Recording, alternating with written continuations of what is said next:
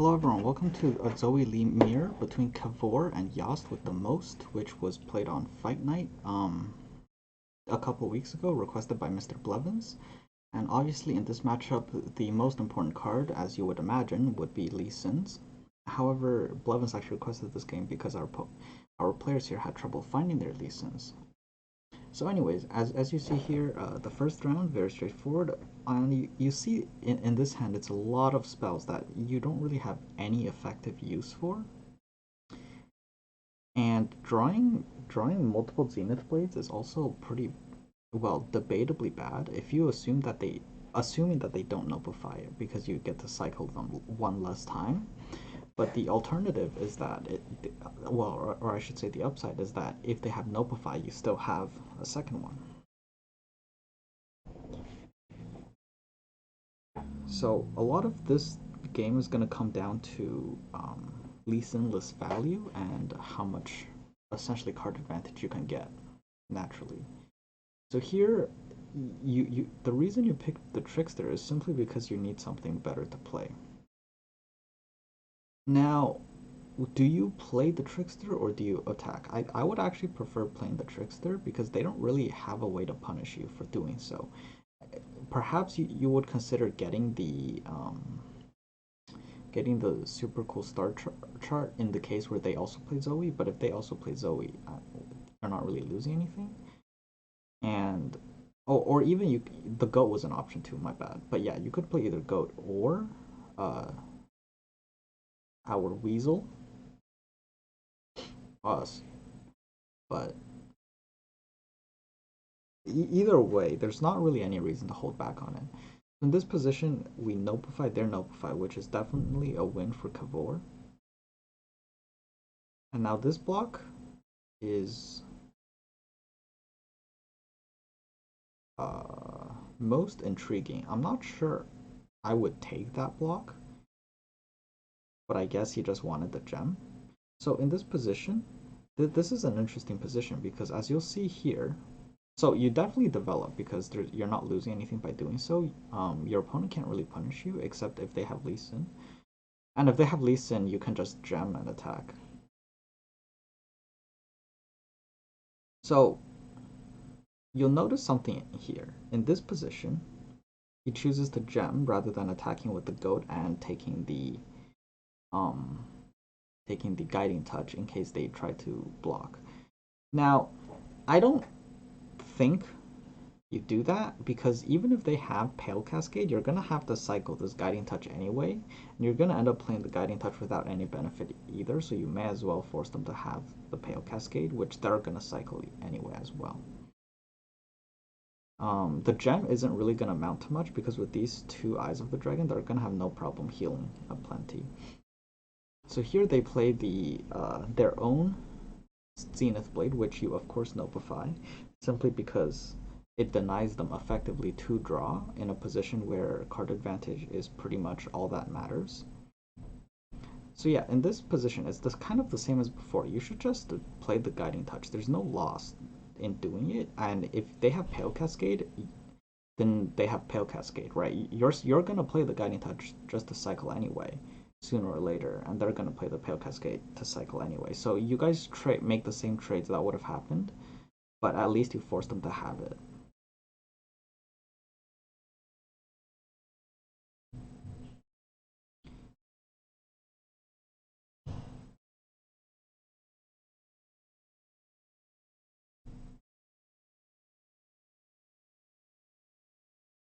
Now, in particular, I mean, the thing is with these Eyes of the... Okay, you definitely don't attack with the Dragonling because, well, obviously right now you're trying to damage them more than you're trying to prevent damage to your own Nexus, so trading this health is most definitely not worth it. So now that they've played Deep Med, this Spell Thief is absolutely going to be used for Deep Med because, well, for its draw 2. It's the best possible option you could get. So now our opponent plays Spell Thief. And they did that before we Spell Thief their Deep Med, which means their steal is not as good as ours. If they waited, well, they couldn't have known it, but if they waited until we played our Deep Med from some form, they could have got more value out of their Spell Thief. So in fact, that they did lose card advantage there. So the fact that they played Spell Thief means that we have a higher percentage chance of finding the demet because they played quite a few spells, I think. I'm pretty sure they played more than 3 spells. But even if we missed, then we were pretty much we can just pick Spell Thief and find demet anyway, or at least have much higher probability in theory, which is a nice bonus.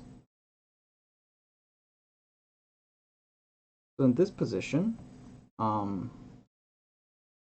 he chooses to deny, and which is perfect. Okay, I thought he chose. Okay, I guess I remembered wrong. Okay, so here he chooses to play Zenith Blade, and I think this is actually relatively questionable. There's not really much benefit to committing so much for this Trickster. It's not going to end up doing all that much different anyway. We've already drawn all the Zenith Blades in our deck, which is the main benefit of actually playing it. I understand that he probably wanted to beef it up for this trade with the Sparkle Fly, but you could, I don't know, you could even, you probably could have denied the Zenith Blade and accept the trade of denies and use that to trigger your Nightfall for your Pale Cascade. And if they try to trick the combat, then you can hush it. Now, you could, for example, be concerned of a Lee Sin, but in this position, Lee Sin is pretty much, well, almost game winning. Although you still have some odds if you draw yours soon enough, I don't think it makes enough of a difference to be your primary concern. Overall, I feel very dubious about using the Zenith Blade like this instead of just denying theirs. And so here we actually get punished for it because we put a lot of resources into one unit and then just let them use their removal. So now that he even goes for the deny on the Equinox, which you end up trading denies either way, regardless of when you do it. So I feel like using it on the Zenith Blade just made more sense rather than trying to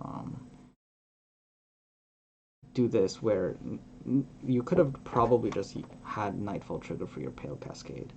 And if they Equinox it anyway, it ends up being the same. Overall, it's not actually a big difference. I mean, you're gonna trade denies, your elusive unit is gonna get countered. We did waste a Zenith Blade more or less. That's pretty much the biggest difference. Now in this position, the most intuitive answer, so obviously you don't want to play your last Zenith Blade. It's all you have left. It doesn't give you any draw. There's not much point.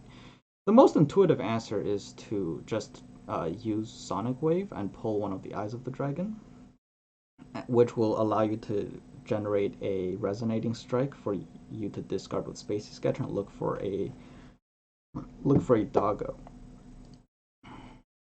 That's the most intuitive play. I mean, maybe you can consider saving the Nightfall trigger for your Pale Cascade.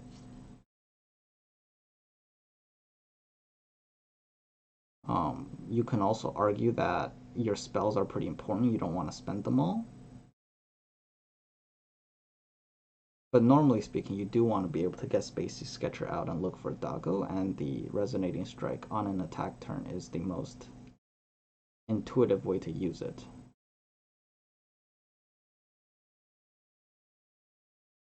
So in this position, our opponent actually does exactly that to us.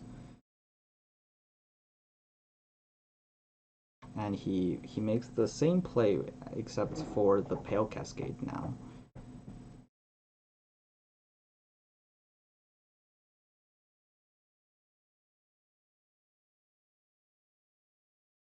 It's not that big of a concern. Like in terms of being able to trigger the Nightfall trigger for your Pale Cascade, you can cycle it pretty much anytime. In this position, it does give that one extra attack to hit the Mountain Goat, which is a nice bonus, but more or less irrelevant in this current state of the game. It's pretty much just trying to find as much cycle as you can to find Lee Sin. And without also taking, obviously, large detriments and card advantage. And also, at this point, we're going into the phase where even if our opponent draws a Lee Sin, they're going to, like, with they're gonna have to do it soon because they're not gonna have many spells. Simply because they have to play 2 cards per turn without anything to really fuel it. And another thing is, and obviously they're just gonna lose the Dragonlings, and eventually, Kevor is gonna outvalue them at this rate. But that obviously comes down with certain assumptions. So like right now, these Pale Cascades don't actually have any other upsides. It's just cycling through. It's just basically reducing the number of cards left in your deck by 1. They don't actually directly generate advantage. So in this position, you could play the Mentor of the Stones, but it's not real. It doesn't really make all that big difference. You'll just play it in time for the for 2 attack tokens from now. You can use the blockers on your board right now for their 2 Dragonlings next round because they're gonna have 2 Dragonlings and they're gonna attack with them. So you may as well get your blockers in now before you play your Mentor. Getting that extra buff is not gonna make a difference because you're not gonna get a second attack with the Mentor either way. The Mentor's the Mentor is only gonna get 1 support in. So here he chooses to block with the Mountain Goat instead of the Doggo because, well, the gem is more valuable than 1 attack, which is perfectly valid because with the opponent's Eyes of the Dragon, the Mountain Goat is never really going to connect into anything except a Dragonling anytime soon. Now, this is also our opponent's last Zenith Blade.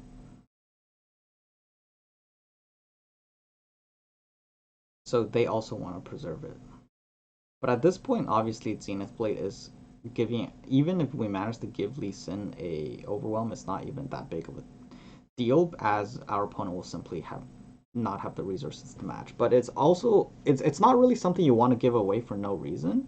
And it also comes with the fact that our opponents will probably have their Lee Sin around then too. Like we're around 15 cards left in the deck. And these Mentor buffs are absolutely insane, as I mean, our elusives would take favorable trades on theirs, so we can attack with ours. They can't block and they can't attack with theirs. So this pretty much seals the deal in terms of Lee Sinless gameplay, as now he just has way more value. So here you instantly pick Trickster, as the entire game is about value right now. And also Crescent Strike just allows for Notifies to do something. Well, yeah. And now in this position, you just play a gem to so you don't overdraw.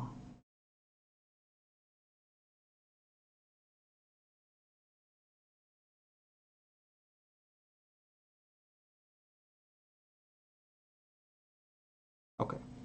Well, that works too. It's about the same. You need to avoid overdrawing. You cycled the Guiding Touch just because you need to cycle it. It's never gonna do anything else. And so he does save all of the gems. It's not really a problem. He was gonna have to play the gems anyway, just so that he doesn't overdraw when he attacks with the Mentor. But the fact that he got those 2 Mentors there on his elusives were extremely critical for the outcome of that game, because now he's gonna basically get a free super cool start turret every 2 rounds, and his opponent can't do anything about it. Meanwhile, they can't even attack with our elusives while we're just gonna keep getting free chip damage and lifesteal. So it was pretty hopeless for them unless they top decked Lee Sin, which they obviously didn't. Anyways, this was requested, so I decided to make this a video. I've got another one lined up, probably for Friday. Another very, very complicated. Actually, I shouldn't say complicated. It's going to be an Aphelios game, which is going to feature a lot of basic mistakes that I want to capture, so that it's more of a bit of a lower level video where I want to focus on, well, making sure that you learn the things that you need to avoid, basically these concepts that you can apply all the time that maybe higher level players take for granted. So maybe when you watch a stream, the streamer will avoid these misplays, so it's a little bit harder to register in your brain for you to remember. You just view it and you say, okay, sure, but when it's your turn to do it, you might actually forget to do it that way, because the streamer's not actively thinking about it and explaining it. It's it's obvious to them. So that's kind of the idea of the next video. It'll probably be out Friday. Thank you guys for watching. If you've made it this far, have a great day, and leave a comment if you want to submit any games. Just drop a link and a timestamp as usual, and we'll try to cover it if we can. See ya.